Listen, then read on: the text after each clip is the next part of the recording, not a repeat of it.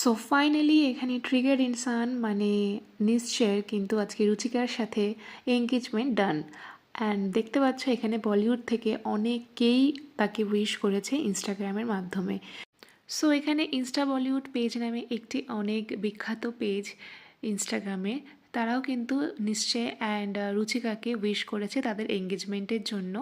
And তারপরে cute বানি নামে একটি ইনস্টাগ্রাম পেজ খুবই ভালো লেগেছে আমার, খুব কিউট লেগেছে, কারণ এখানে তারা দুজনের ছবি পাশে পাশে কিন্তু অনেক সুন্দর সুন্দর কিউট কিউট স্টোরি লিখে লিখে পোস্ট করেছে।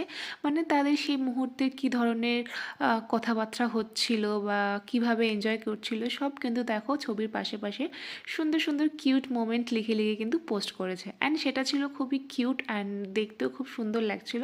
অ্যান্ড স্টোরিগুলোও কিন্তু পড়ে খুব মজা লাগছিল, খুব ভালো লাগছিল। সো কিউট বানি অনেক অনেক থ্যাংক ইউ তাদেরকে এত সুন্দর